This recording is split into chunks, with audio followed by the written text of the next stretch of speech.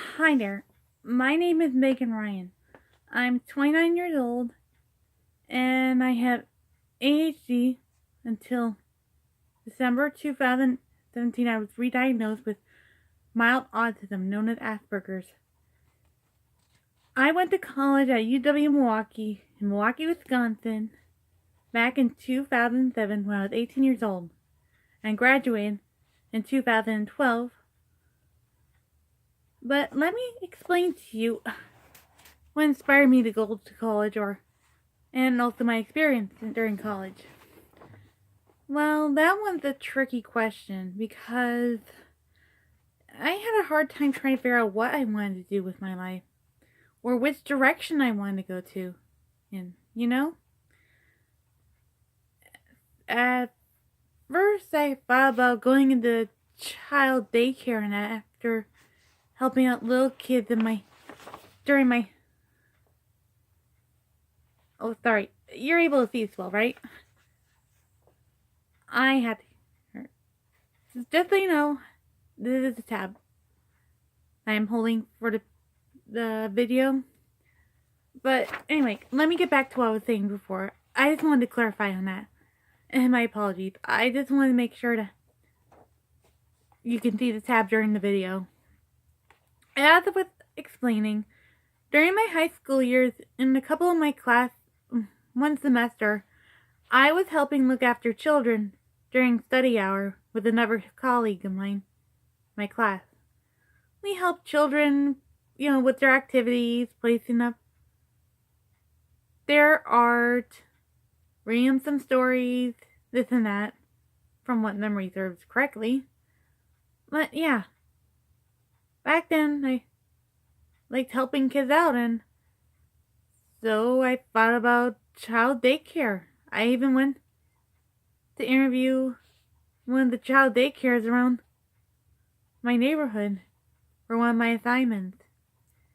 And so I chose that as my path for going to college. Yet, when I entered into college, everything was so new to me. Trying to find my classrooms, trying to get schedules, figure out how to do homework and studying. Not to mention catching a bus. I mean, I live on the south side. And it takes almost like an hour or about 50 minutes to get down to the college. Like, if we had Ubers back then, it would be pretty expensive for me to go there almost every day during the 5 days. But back to the point. You see, during my college years, while I was trying to adjust to everything, even learning about the college norms, which, I've only gotten experience or what I learned from stuff from movies and shows, this and that. But more importantly, I kind of had second thoughts on my career choice. Especially the classes that were required for doing it. It was real tough, even when learning about different childcare and anatomy. Well, not anatomy, but I mean like stuff about taking care of children, this and that. It was tough, and I thought that's not really. I mean, wow. I never thought it'd be that difficult. It was tough for me, and to be honest, my grades weren't the best in some of the areas. But I really liked going. Just when thought I was gonna give up, I suddenly found out my true calling. I love going to the library at the college, along with going to the library during my high school years and younger.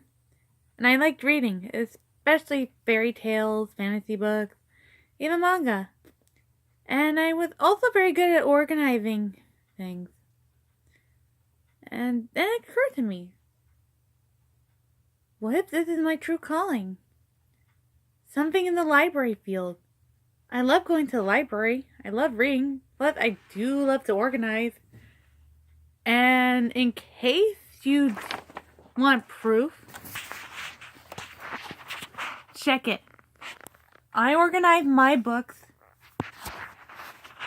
in a specific order. I also know how to organize them too, by their alphabetical order. For a library, yeah, but at home I do it by width and length. But yeah, since I discovered my true passion, I swapped over to the library sciences, and I learned so much about the library field. About the computer, different programs, the normal stuff you learn in library sciences. I mean, I know more than just the library field, and the research and archives and this and that, but it was so interesting. Even when learning about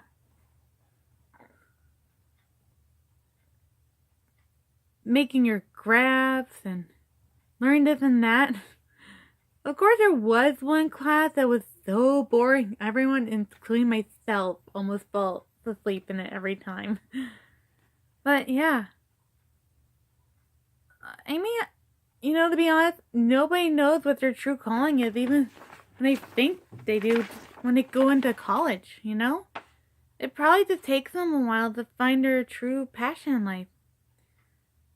And I guess you could call me a late bloomer on that one to find my passion. But aren't we all late bloomers out there? Just waiting to blossom into a more beautiful flower than all the other ones out there? I believe we do. I mean, I remember something my teacher, Miss Freeman, said. You don't choose one thing in life for a job or a career.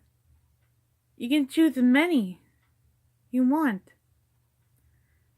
It's one thing I remember her saying, but you get the point.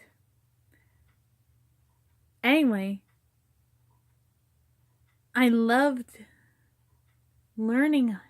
About library science, and I graduated with a bachelor's degree in library science. And after graduating college, it took quite a long while to find a job, like 3 years. Because, it's hard for people like me with disabilities to find and secure a job. But in 2015, I got hired the month of my birthday to work at the Greenfield Library. It was like the greatest thing ever. Like an early birthday present. That's right, it was a week or two before my birthday.